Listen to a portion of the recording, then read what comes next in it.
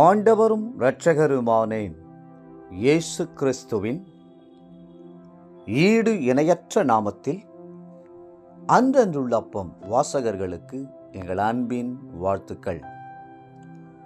2025 ஆண்டு அக்டோபர் மாதம் 9ஆம் தேதி வியாழக்கிழமைக்குரிய தின தியானம்.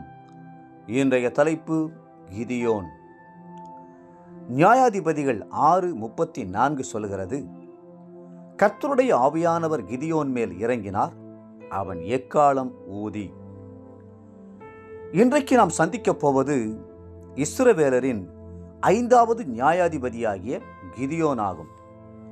அவருக்கு எருபாகால் என்றும் நியாயாதிபதிகள் 6:32 எருபேசேத் என்றும் பெயர்கள் உண்டு. 2 சாமுவேல் 11:21. கிதியோன் என்ற வார்த்தைக்கு வெட்டி தள்ளுகிறவர் என்பது அர்த்தம். அந்நாட்களிலே இஸ்ரவேலில் ராஜா இல்லை. அவனவன் தன் பார்வைக்கு சரிபோனபடி செய்து வந்தான். நியாயாதிபதிகள் 21:25.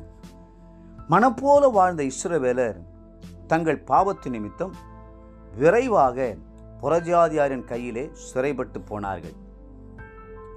கிதியோனின் நாட்களில் மீதியானியர் இஸ்ரவேலரை 7 வருடங்களாக ஒடுக்கிக் கொண்டிருந்தார்கள். இப்படிப்பட்ட சூழ்நிலையில் கர்த்தர் கிதியோனை மீதியானியரின் கையிலிருந்து ரட்சிக்கிறவராக தெரிந்து கொண்டார். கர்த்தருடைய தூதனானவர் அவனுக்கு தரிசனமாகி, பராக்கிரமசாலியே, கர்த்தர் உன்னோடே இருக்கிறார் என்றார். நியாயாதிபதிகள் 6:12. அந்த வார்த்தைகளை கேட்டு கிதியோன் சந்தோஷப்படவில்லை. அவரது உள்ளத்தில் பல கேள்விகள் எழுந்தன. அப்பொழுது கிதியோன் அவரை நோக்கி, என் ஆண்டவனே, கர்த்தர் எங்களோடு இருந்தால் இவையெல்லாம் எங்களுக்கு நேரிடுவானேன்?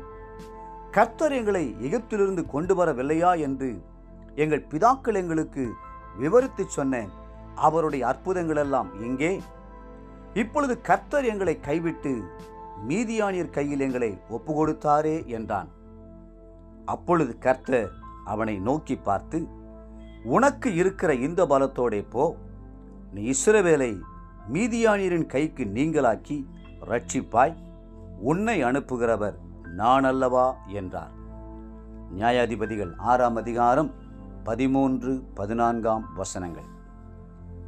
கர்த்தர் உனக்கு இருக்கிற இந்த பலத்தோடே போ என்னும் வார்த்தைகளை இன்று உங்களுக்கு தருகிறார். நீங்கள் போகும்போது கர்த்தர் உங்களோடு வருவார்.